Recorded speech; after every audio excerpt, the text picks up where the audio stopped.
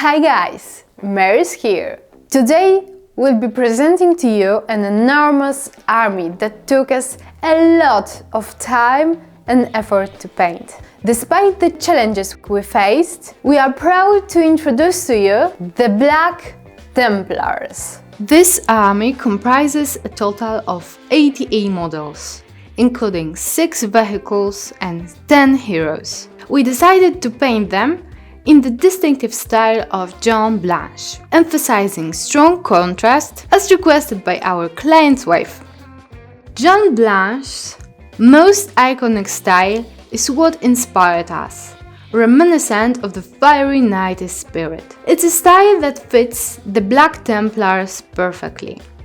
One of his works, featuring the Black Templars, served as our main source of inspiration, characterized by a limited color palette. You won't find any greens or blues here, and we embrace this color scheme in our work. We also converted a few significant models, and we will showcase some of them. Let's start with the conversion of the Land Rider. We used a Games Workshop kit and added some 3D printed Craftos parts to it. Our goal was to make a Space Marine lean out of the tank, holding onto a chain. So we begin by attaching the chain to the soldier. I drew a hole through his fist, threaded the chain through it, and it looks fantastic. Next, I glue the figure onto a side hatch and prepare holes for the chain. Then I glue the chain. We want this model to have lights inside, so I'm creating an opening to install a light switch. Afterward, Chris assembles the model and I attach LED lights to the interior. At this stage, the model has already been painted from the inside, as after the complete assembly of the Land Rider, it would be impossible to do so. Finally, I attach a magnet to the tank's weapons for easy removal. These weapons are from Corpse Spear.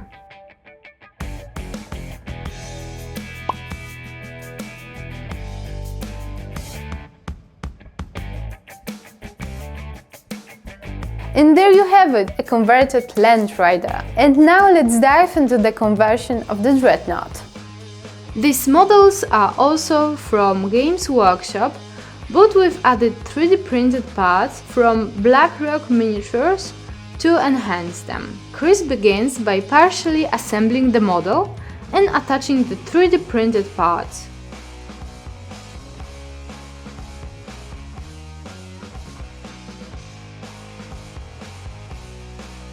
Then he assembled the Orc that will be lying beneath the Dreadnought.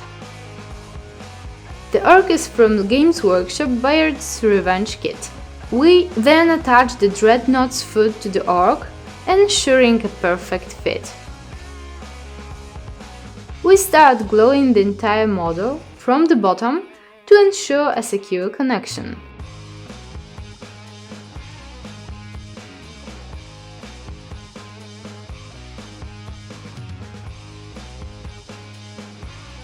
The process is repeated for the second Dreadnought.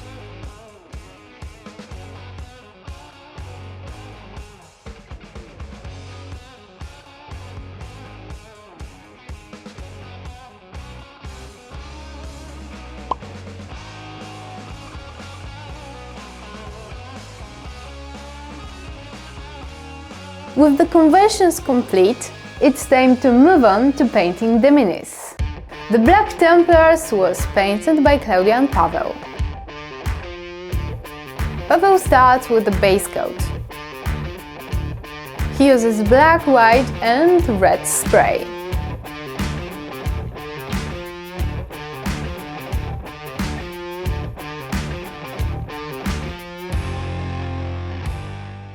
We'll be using an airbrush for the stage.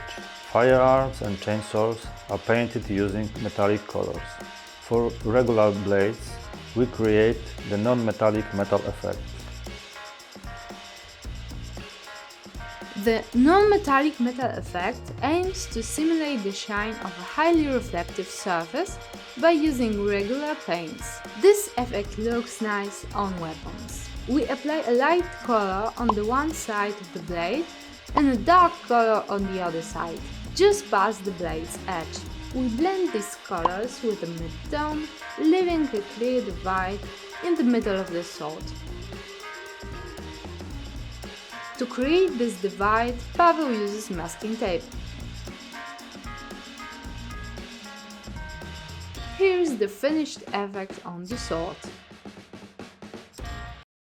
Given the limited palette, primarily dominated by black, we wanted to add a splash of color to the highlights to avoid a monotonous gray, so we decided to introduce purple. First, we paint the armor, adding purple. We emphasize the edges of the most protruding elements. The jetpack engines are painted in red. And this is before and after comparison. Now it's time to paint the red fabric. Painting red involves deepening the shadows. Since we want red to be the brightest color, we avoid lightening it with white or yellow, as mixing them would result in pink or orange, which is not what we want. As mentioned before, painting this army was quite challenging due to dominance of black and white. Working with other colors is much simpler, because we can start with a base color and easily lighten or darken it. However, black and white present a unique challenge as there is no color brighter than white and darker than black. If we follow the same principles as with other colors, we'd end up with a shade of grey, which isn't what we want. Grey looks flat and lacks depth. So we approach painting this army differently. For white, shadows play a crucial role, and we used shades of beige and brown to achieve this. We can use grey, but sparingly, as it tends to flatten the colors.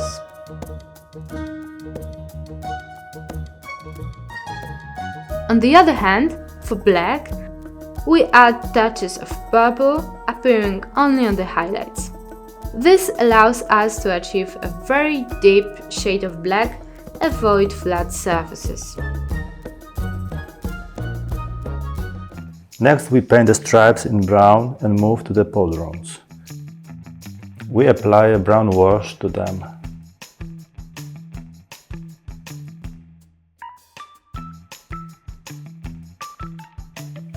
Now let's paint the cape. In the shadows we use brown and in the highlights light beige.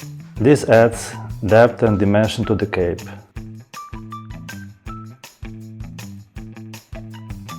Now it's time for the details. We emphasize the edges and paint the black Templar symbols, enhancing them with a touch of red. And now Claudia takes over. I'm responsible for the finished touches. My task is to enhance the effects Paweł has created earlier. I start by blending the white materials because it looks too grey. I add stronger highlights.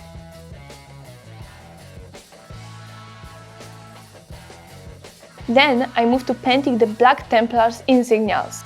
I add highlights and shadows, blending everything together. Finally, I painting the skull in the center of the cross and add small reflection of light. With Claudia's finishing touches, the Black Templars come to life with all their glory. But before we proceed further, let's welcome your favorite Polish teacher, Paweł. You couldn't wait, could you? Hello students! Welcome on your next lesson. A word for today is czołg. It means a tank. I repeat, czołg. Thank you, Paweł. And now let's go to painting the base. We begin with painting the base in orange.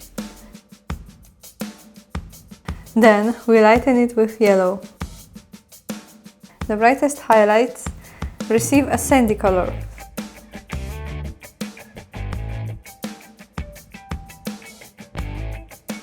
To deepen the shadows, we use scarlet.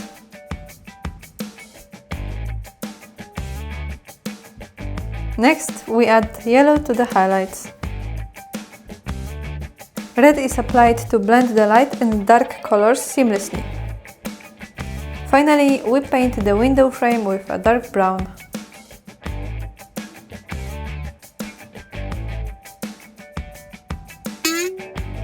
We create a gradual transition at the bottom of the base to blend it smoothly into the rim. We add the wash into the shadows and add orange from the side from lateral lighting. As we progress, we add more highlights and work on the details like pipes and metal sheets. We use white to emphasize the gravel texture.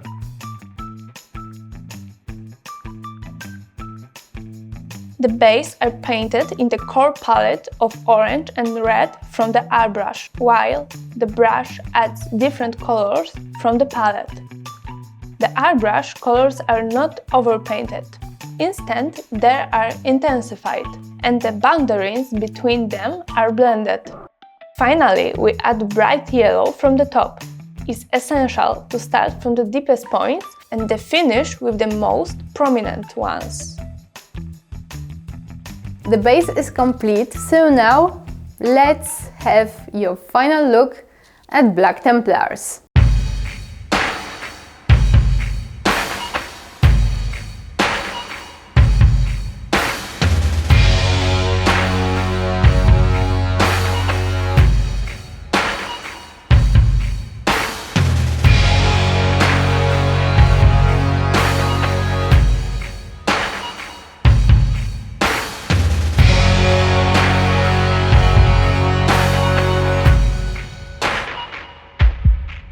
Thank you so much for watching. If you liked today's video, don't forget to press the like button, and if you're new and want to see more of our videos, don't forget to subscribe the channel and leave the comment down below with the word you learned today.